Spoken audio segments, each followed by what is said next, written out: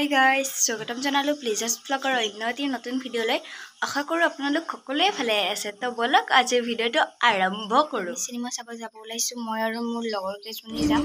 গোটেইজনী মিলি যাম আৰু ওলাইছো ৰেডি হৈ ললো তো আহি আছে সকলোকে তো বলক সকলোকে যাম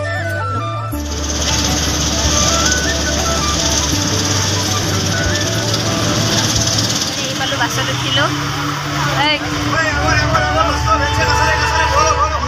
এতিয়া ভাঙা ঘৰ আমি ইয়াৰ পৰা যাম আৰু চিনেমা হলত